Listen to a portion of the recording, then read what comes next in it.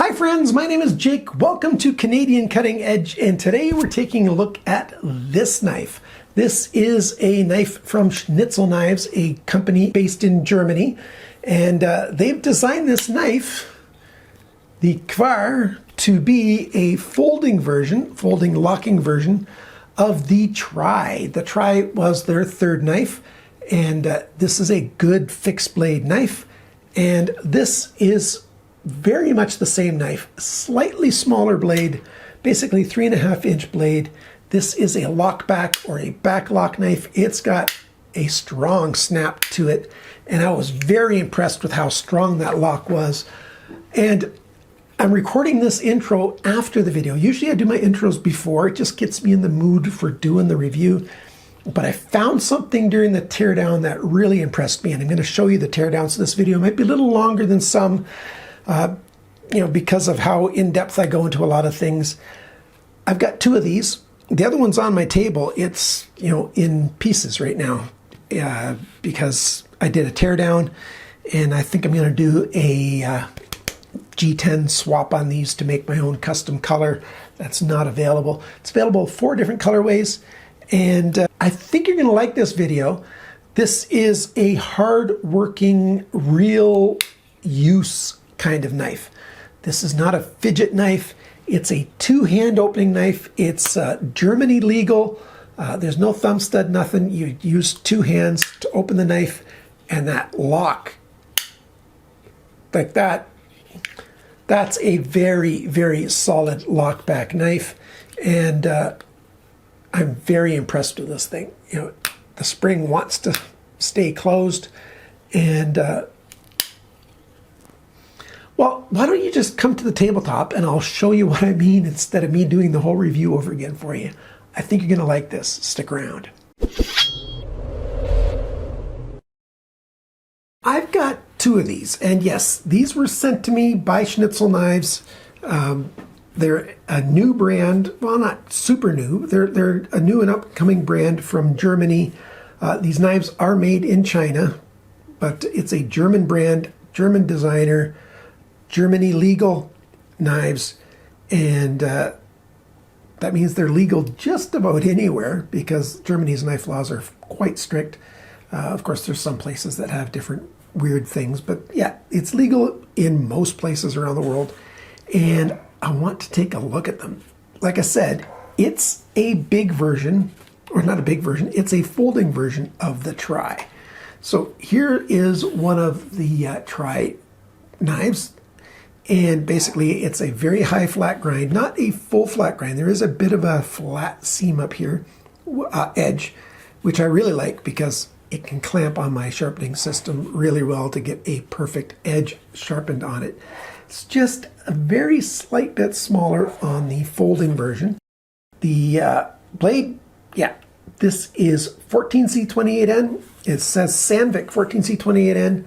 A lot of people are just sticking with Sandvik. The badging on this knife is minimal, which I really, really like. This side's got the most badging of anything.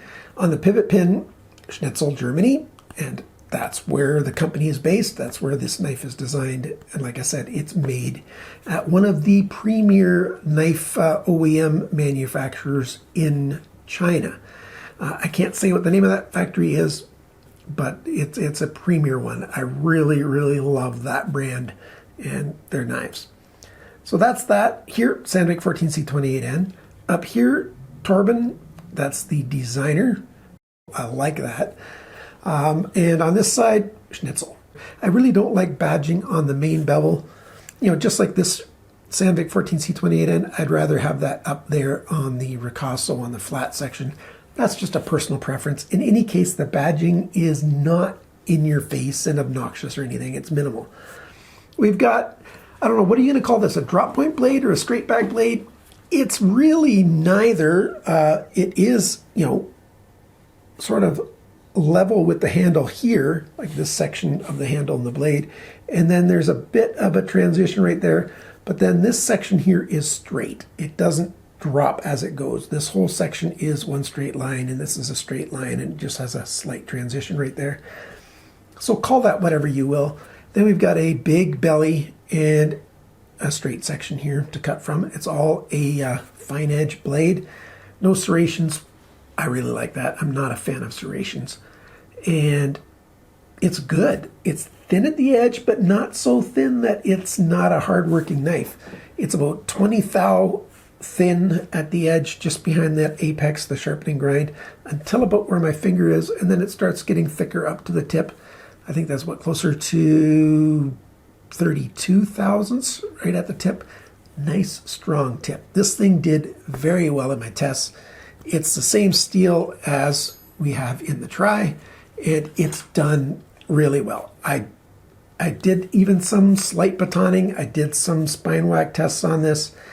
The lock held very, very well. This is a tough lockback lock, and I'll take it apart and show you later on. What it's got that's kind of cool is it's got a half stop. Not very common on lockback knives, although I've got another one that I'm going to be reviewing soon from another company that does the same thing, and I like that.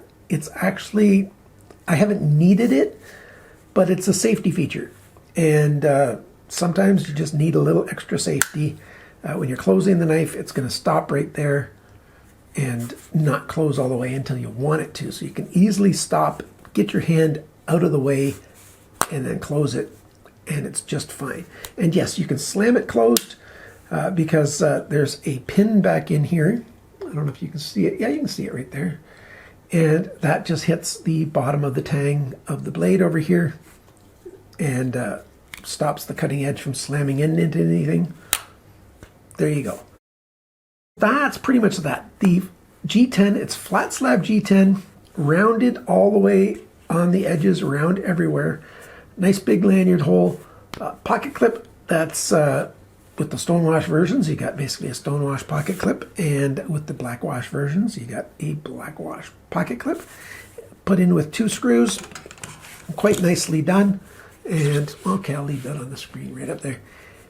Works really well. The thickness of the blade and the spring and everything, it's well over 1/8 of an inch thick, and I'll give you all the exact measurements later on.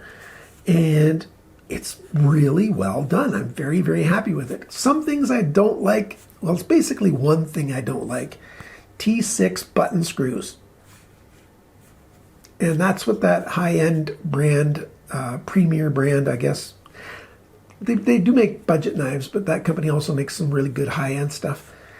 They like to use T6 button screws instead of what most companies have now turned to is T8 screws everywhere, and flush head screws. But that might give it away who it is. If you know who it is, then you know, but I'm not going to say because I've been asked not to say who it is. So yeah, it's nice. The comfort in the hand is pretty good. I will have to admit that the Tri is more comfortable. Now, how is the Tri different than this guy?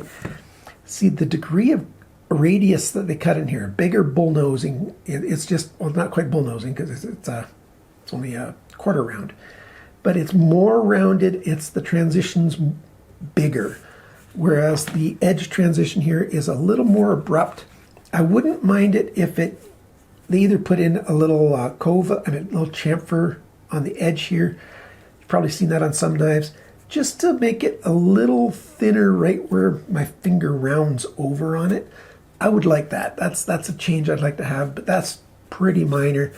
In my use of this knife, it worked really well, and it was quite comfortable for long-term use, although that would make it a little bit better if it was a little bit more like the handle here on the Tri.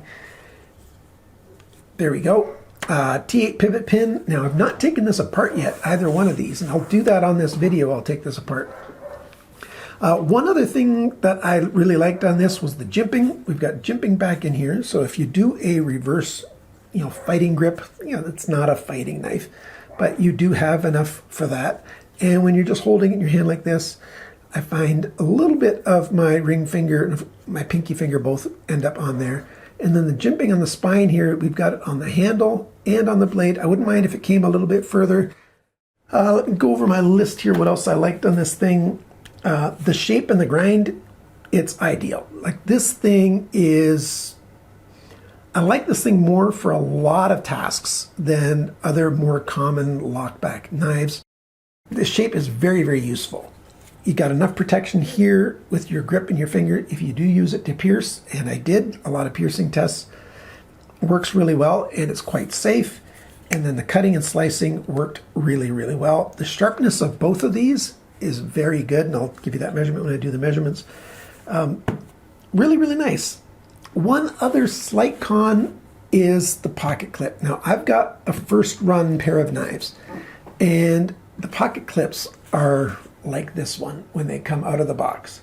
Now, if you can see that space, I should point with, that space that's underneath the pocket clip right here, where your denim goes in, it's too small. And so all I did was I took it off. This one was the same way. I put it using some pliers. I actually used some crescent wrenches so that I wouldn't mar up the surfaces at all. I put some little tape on them to protect it. And then I just bent this up, held this part in some pliers, like grabbed it and bent it up. Took it all the way off first, not while it's on the knife. And that's what did that. So let me close these and show you with my pocket how that works and how that looks. And before I get too far and I forget, the second run of these knives have this fixed already. Let's demonstrate. So here we go. The first one, the way it was from the factory, that's what would happen. It would get caught there, and sometimes it would go under, and sometimes it would go over. But other than that, it's a really good pocket clip. It holds really well. You've got some screws there to give you texture to take it back out. And not everything needs to be a deep carry clip. And this knife is one of those, in my opinion, that doesn't need a deep carry clip. Now that it's bent and up, it always goes over and works really, really well. What is the price of this knife? Well, it's not available in Canada. It's $99.99 US at White Mountain Knives. And that's where, if you're in North America, I would suggest that you get them. If you're not in North America, then go to, like if you're in Europe, go to klingenreich.de and check them out there for pretty much all of Europe and that side of the world, and get them there. Yeah, you save 10% at White Mountain Knives. That makes it $89.99, which is right around 125 Canadian dollars, which might be, a really good gift for somebody at this Christmas time. Somebody that uses their knives, somebody that, wants something to actually be useful. If you're looking for a working knife, solid lock, very decent steel, for a pretty good price. It's not a great price. It costs money, but it's a pretty good price, in my opinion. Check out the KVAR. Let's go through all the measurements and all that stuff about this knife. Let's start with the weight of this knife, 162 grams, 5.71 ounces. So it's under 6 ounces, which that's pretty good. The sharpness from the factory, 145 and 150 bests on my test, and that's each one tested 3 times out of the package test for sharpness, which is very good. Very good on my tester. I really like how well these were sharpened. The cutting edge length, so from my thumbnail to my thumbnail in a straight line, 89.9 millimeters, 3.54 inches, so that's pretty good. Blade length from the tip of the blade to the closest spot on the handle up here at the spine of the blade, tiny bit more, a tiny bit less, 89.4 millimeters, 3.52 inches. If you've got a 3.5 inch law, you might want to measure yours, and you could just sharpen it a bit to bring that back if you needed to make it under 3.5. But not that many places have a 3.5 inch law, so it's just 3.5 inches is a very useful size for a blade. The thickness of this blade stock, 3.64 millimeters, 0.143 of an inch. So 125 is an eighth of an inch, 143. So nice heavy duty knife, and you've got the full thickness all the way up to here, and then it doesn't taper quickly, but yeah, really well done. The blade depth this way, it's widest right here close to the heel of the blade, just over an inch, 26.9 millimeters, 1.06 inches. The thickness behind the grind, like I said before, this section here is about 0.5 millimeter, 0.51 millimeters, 0.20 inch, and this section goes up to, at the tip, 0.81 millimeters, which is 32,000 inch. Very well done. I really like that an awful lot. Now for the handle length, and measured this way. So you can see this comes back and that leans forward. So I didn't try to measure it that way or anything weird, but you know, since it goes in the hand like this way, 120.9 millimeters, 4.76 inches, so 4 3/4 inches. And then the grip area, so basically between my thumbnails, that's right around 10 centimeters or 4 inches. Lots of grip area for almost any size hand. The thickness of the handle on the G10 right here, 13.3 millimeters, 0.523. That's not bad. Just a tiny bit over 1/2 inch thick. Don't mind that at all. The handle depth, that's this way. It's biggest in the grip area. So here it's a little bit bigger, but in the grip area, this spot and back here, it's about the same. 29.1 millimeters, 1.15 inches when the knife is closed. How big is it? It's biggest right up in here. 36.7 millimeters, 1.45 inches. Not bad. And the total length of this thing from tip to tail, about 210 millimeters, 8.27 inches. Oh, 8 1/4 inches. Really, really well done. Now let's take it apart. And I'm not going to take it 100% apart, but I haven't seen the washers in here yet, and I think you might want to know what those are like. So let me take it apart and then I'll show you what it looks like. Okay, so I've taken these screws out. Of course, these are all T6s. That's actually a T15. I was thinking it was probably a T10 because it looked a little bit big. Did I say T8 before? I don't know if I even said what it was. It's actually a T15. And I used this, my Skiffworks finger bit, and worked great to get that out. Looks like there may have been a tiny bit of thread locker in there. If it is, not much at all. It wasn't that hard to get out. These are high quality screws. The fitment is quite good. There's my T6 driver. And they fit in there really well, really deep, very precise.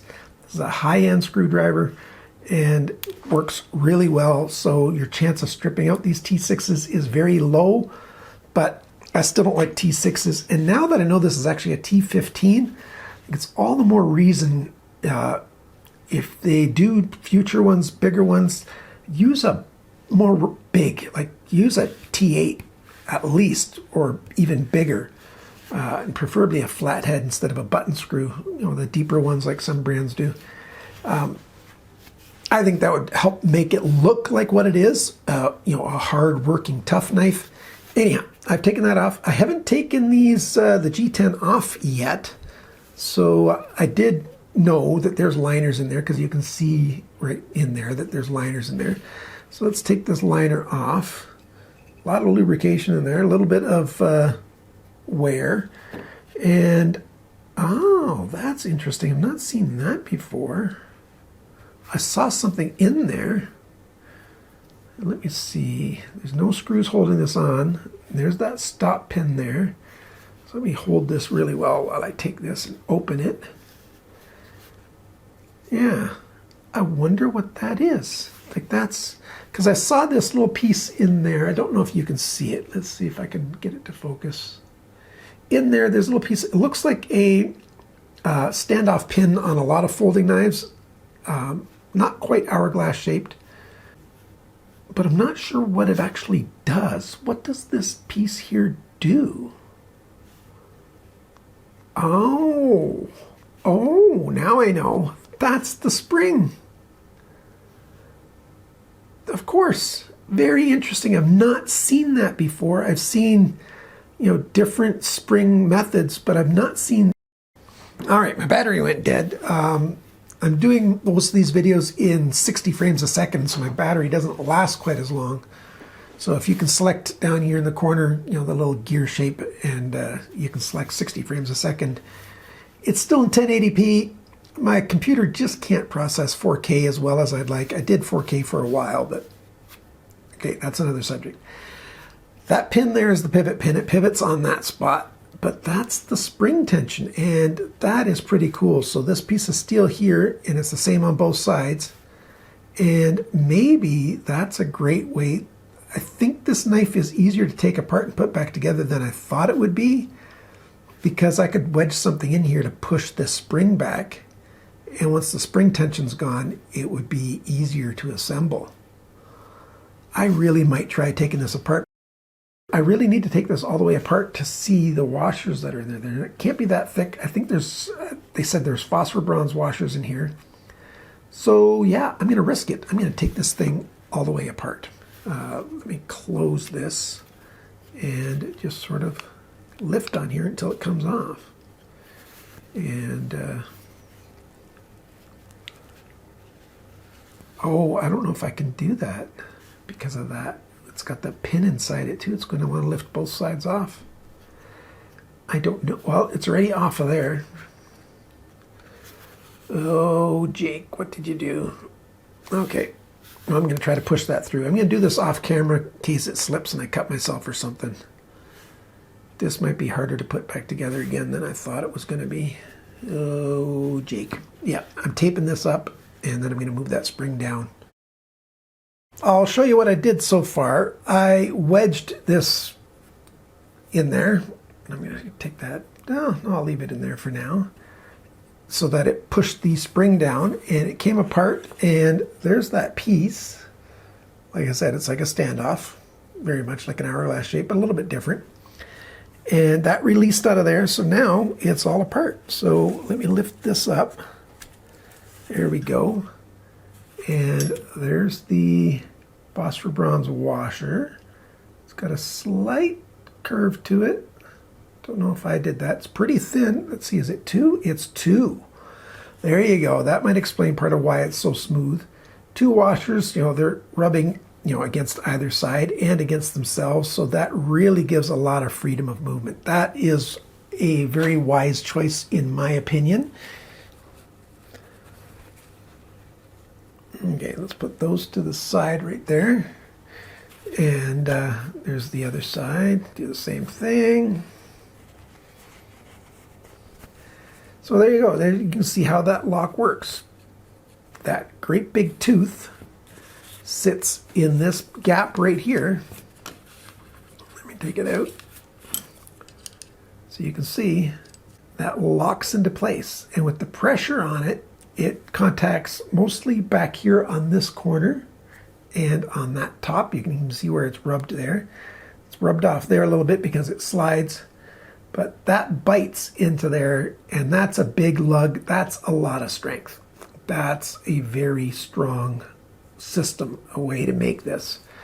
And I'm very happy with that. There's that big stop pin that goes in there on that side. And there's a steel backspacer back here. Well done. I gotta hype the teardown on this because this is very well done. D-shaped pins back here so they don't spin. That is...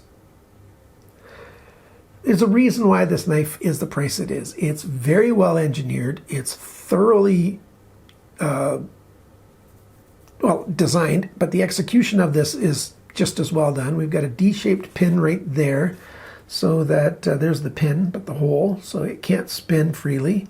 I knew it wasn't going to spin because, you know, there's no hole on this side. That is very well made. I'm a bigger fan of this now than I was as I recorded most of this video. I'm very happy with this. Very happy indeed. I'm a little bit at a loss for words. I really, really like this. So yeah, leave your comment down below what you think of this knife. This is a good knife. It's well made. It's well designed. It's just a good, hard-working knife. Yes, you've got to make probably a small adjustment to your pocket clip. I know a lot of guys don't even want pocket clips. Oh, I didn't even mention the lanyard hole. Big lanyard hole, 550 paracord fits through there very easily. I don't use lanyards an awful lot. I am very happy with what they're doing, and I'm really happy with this spring. Like, I really like that an awful lot. Well done. Thanks for watching. Thanks for liking, sharing, commenting, and subscribing. And remember, friends, always cut towards your chum, not your thumb.